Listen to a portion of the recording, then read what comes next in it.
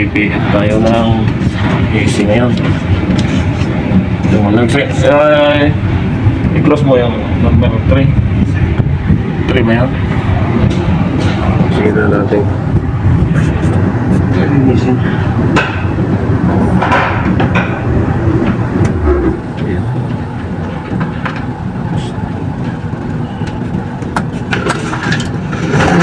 Pastoran ba? Ipastoran natin. Ay. Yun. Oh, yan.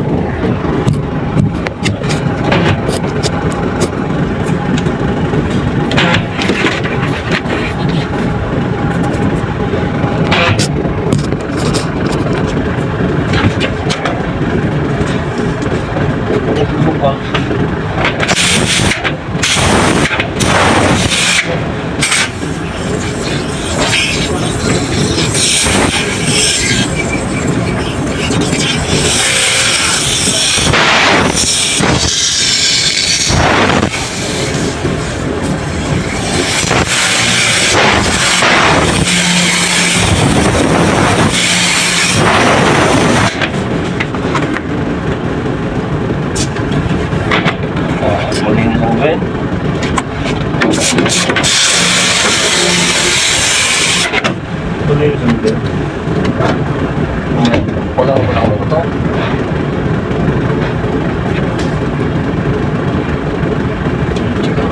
Lagi lang na tubig.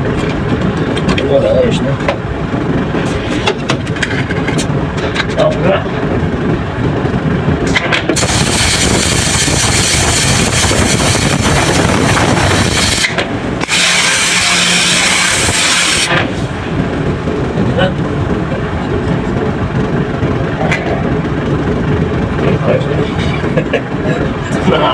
Naagos na.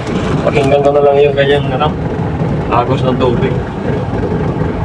Naagos na. Ano, malaki naman tong tubo dito. Ayos na. Isang 1-0 na. 0 na. Okay naman, malamig naman siya. Saan ba ang ganito? Ang sinusuplayan. Dito lang pala ang sinusuplayan nito sa isa. Diyan lang sa labas. Yan, hindi ko basan.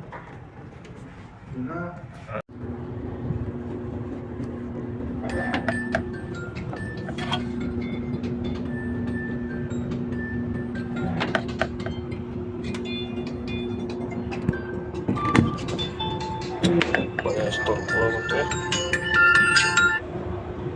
Hello sir. Yes sir. Yes.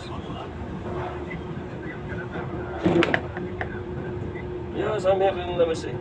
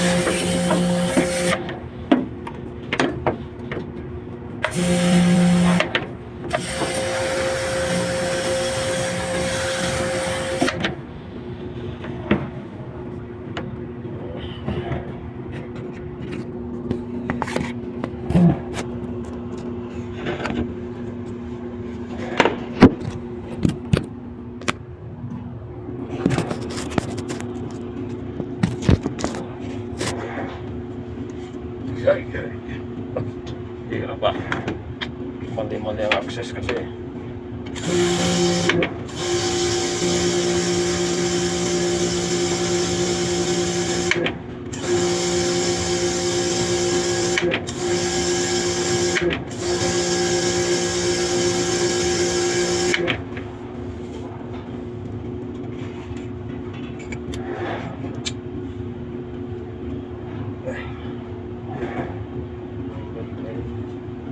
Ilan ba yan? Dalawa pa?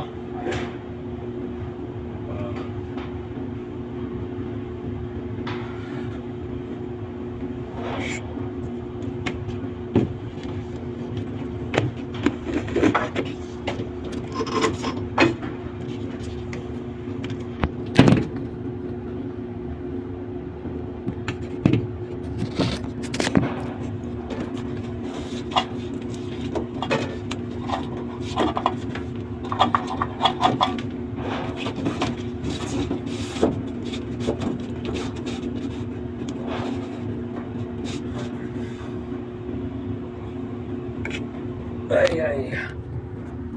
Isa, dalawa.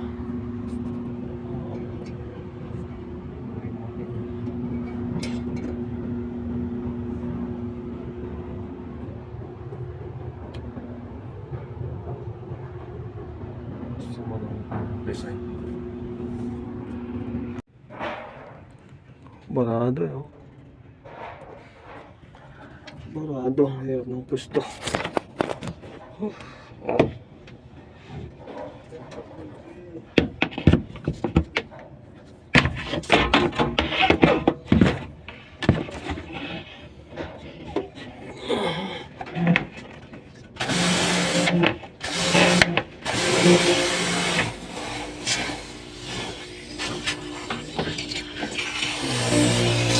Oh, ayan. Oh, tuwing pa.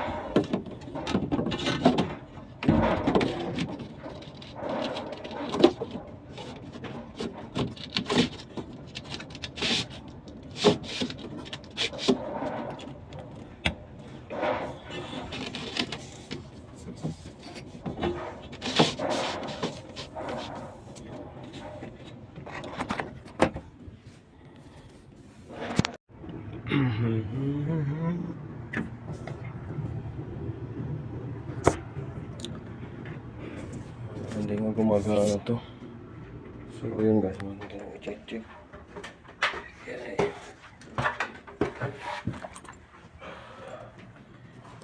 Ito kanina ay gumagana tapos nag-blink. Ayan, ngayon wala na siya. Wala na blink. Check natin yung fuse.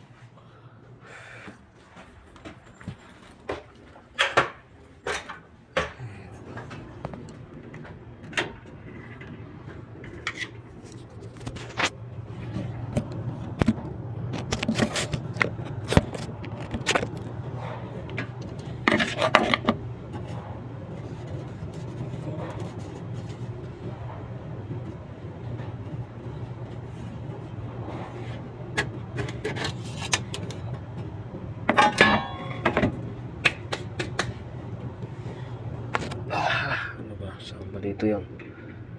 Nasaan yung kanyang kuwan? Oo. Yun ata, yung putol ata.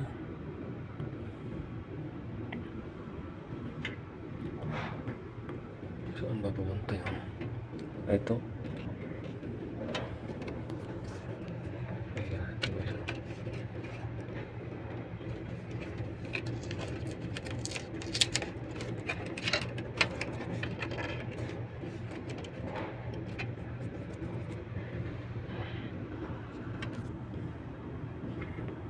So, yung kanyang fuse dito. Ah.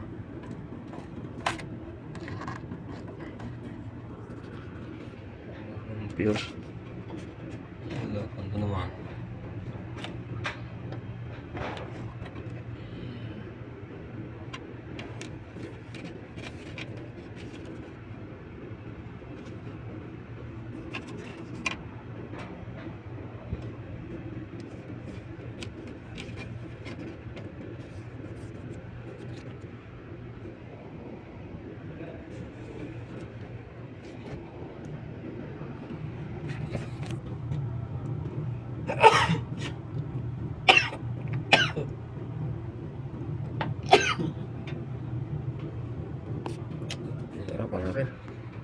So yun guys, napag-alaman natin, walang voltahe siya. Ayan. Natester ko na kanina, walang voltahe. Kaya pala, nagano siguro doon sa taas. Dito, yung supply niya L1 saka N2. Ayan, ito yan, supply niya. So wala siyang voltahe. Ayan, ganyan yan. Okay na yun, ano? Lilinisin na. Linis ano lang ito, kaya na lang. Kaya yung gusto natin. So, what's up?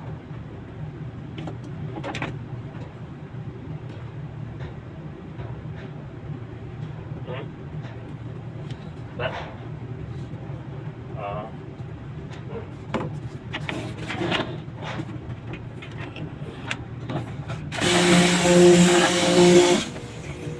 Hirap yung pwesto, ang access ay mahirap. Kaya ganito lang kung yung abot ng kusang master, yun lang.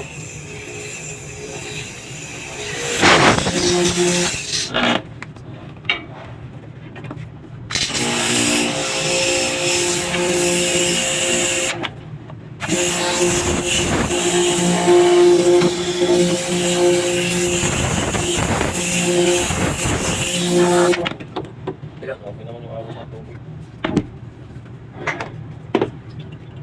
Wala. Wala natin kung lahat ko yung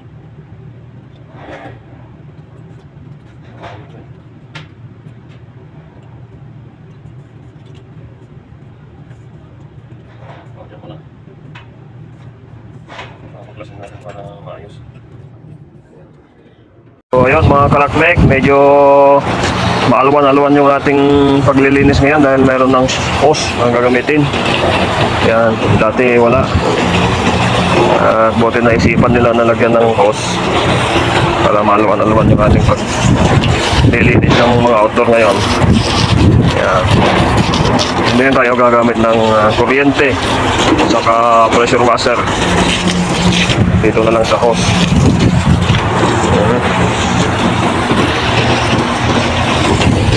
Yan, every month naman to guys na nililinis. So hindi masyadong madumi.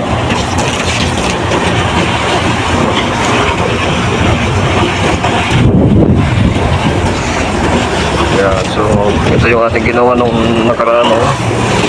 Yung palit ng compressor, may ayos pa, magana pa.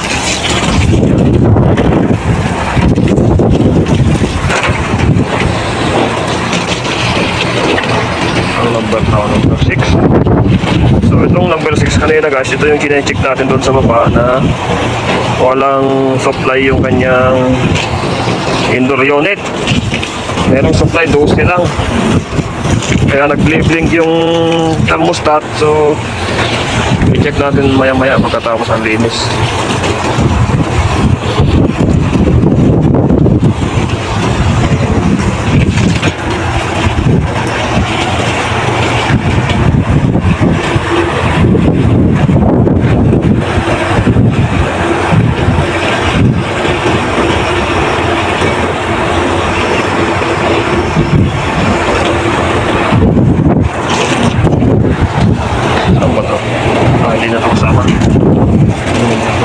9 wala.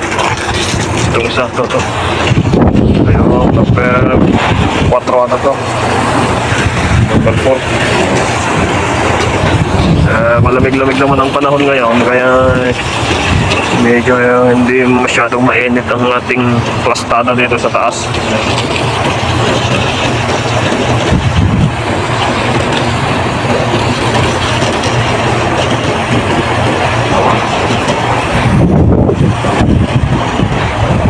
Mga fan lang ang gumagana dito. Indoor lang dahil malamig ang panahon. So itong number 6 guys, ayusin natin ito. I-check natin kung ano yung problema.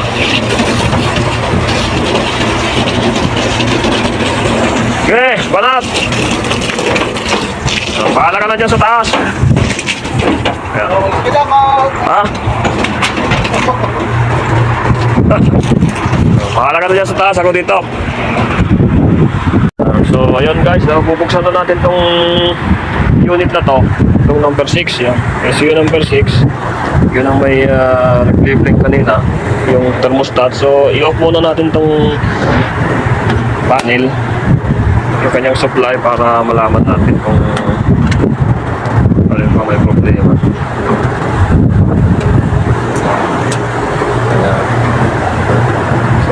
Ayan na. So, ayun mga kalakmek, i-check natin. May voltahe agad, hindi ko pa tinutusok. Ayun o. Sira na itong extra. May voltahe agad, hindi pa natutusok. Ayan.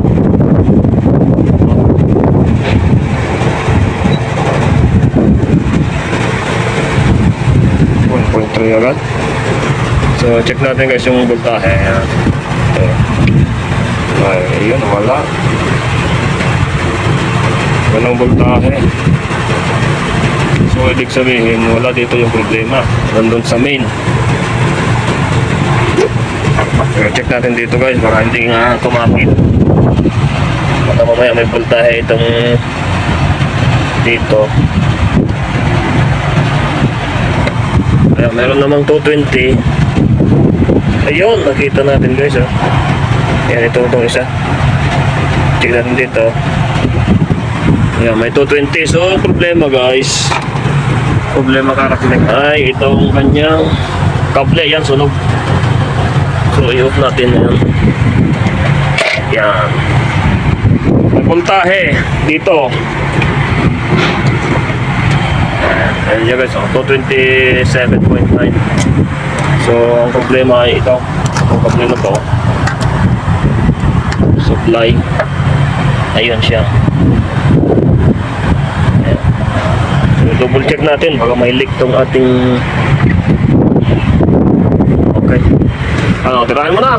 Oh, electrician ka eh. Patirahin na yung electrician guys. Eh, na-trouble. Ay, baba na yan. Mga pisita dyan mo. Yan nga. Puro nga eh. Yan. So, yan guys, nasunog yung kanyang... Ayan, pataraan natin tong electrician natin para mapisa yung tiyan. Wala na. Anak ko. Kung ano, ilipat na lang natin.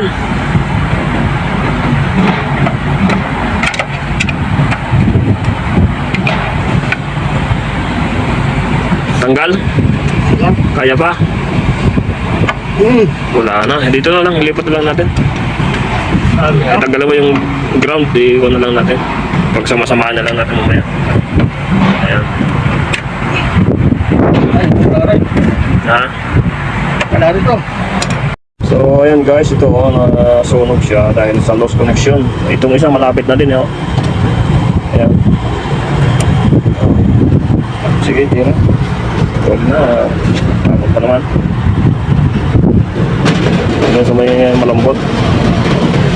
Pagkatan natin. Oo. Marin na natin para Putulin mo muna ako. dito magamot dito. Pinasya no? Ayan guys, sana hindi pa nasira itong compressor dahil lamig naman eh. Bakit tong tester mo? May bulta agad eh. Wala pang tusok.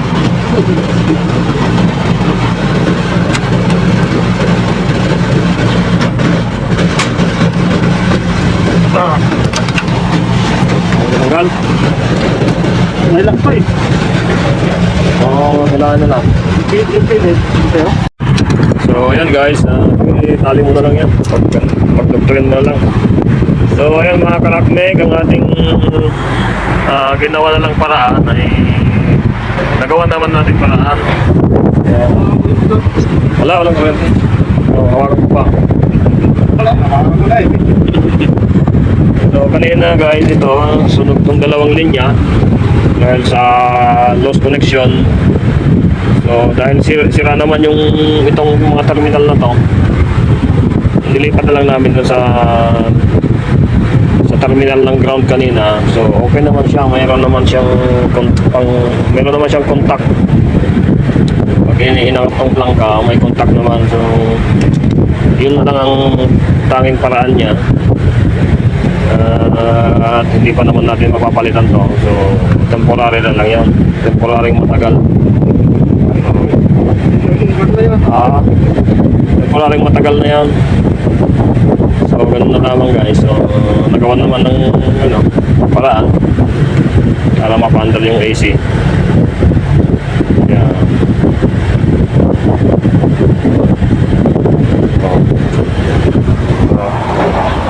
Testingin na o mamaya na. So, if you want to try our company, just call this one number.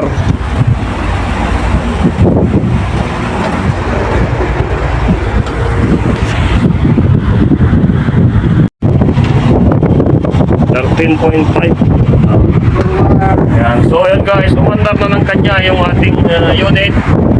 Ayan o. Umandar na siya. Dito naman yung kanyang ampere, 13.5.6. So normal. Normal pa. Normal pa yung mga technician.